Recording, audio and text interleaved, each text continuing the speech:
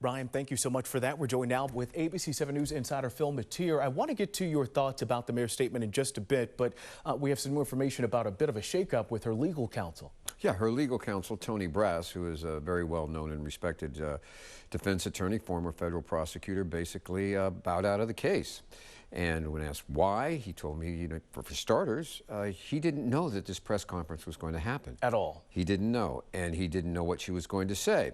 And I don't believe that he was comfortable with her insinuations that the FBI was somehow acting out of political considerations, that they were somehow involved with the recall effort, that the recall effort happened and that she found it, quote unquote, troublesome that the FBI showed up the next day or within 2 days. And she even questioned, how did we in the media find out about it? Sure. Hinting that possibly the FBI leaked it. When in fact we found out about it because the next door neighbors started seeing FBI officers going in and out of her house. And that's what attracted the attention. And that person was from So that makes it very difficult for him, to represent her or others in front of the federal authorities. And could make it even more difficult for her to work something out with them.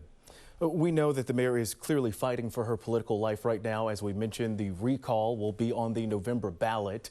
This was very much, in my eyes, an appeal to Oakland voters to say, hey, I can still do this job.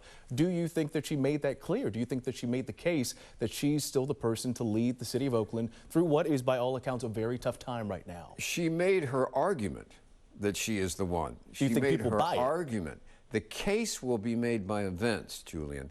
It is not going to be by rhetoric. It's going to be, can she do something about the violence in Oakland? We had 15 people shot on Juneteenth celebration. Can she do something about the reductions of the numbers of police and other vital services in Oakland? They're facing a tremendous budget deficit.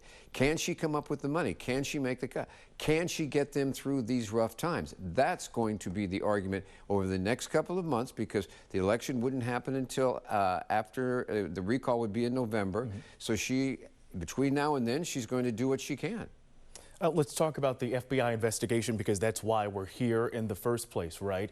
What more do we know about the FBI investigation at this time? Obviously, the FBI known for being very tight-lipped with these things, and they're no doubt going to slow walk this investigation. We take a look at who was involved. It was the FBI, the Internal Revenue Service, which is tax, and the U.S. Postal Authority. That spells financial questions when you put those together. And so what we have here is questions about possibly financial irregularities or something between either her or her longtime live-in partner, Andre Jones, and the owners of the California Waste Solutions, a company that owns the exclusive right for curbside recycling in Oakland. They are big political donors. They have a history of giving it. They helped put together a trade mission for the mayor to Vietnam. So we are seeing that. We've seen similar cases unfold in San Francisco in recent years. And the FBI moves at their own pace. They don't. They're not going to call her and say, "Hey, we've decided that you're not involved." They're not going to issue a statement saying you're innocent. That's not the way it works. And there's no rushing an FBI investigation either. I want to get in the soundbite right here, because the mayor certainly went on the offensive today, claiming that there were other city officials who are under similar allegations, but they aren't facing an FBI raid in the manner that she did. Let's listen into. But what I do know is that this wouldn't have gone down the way it did if I was rich, if I had gone to elite private schools, or if I had come from money.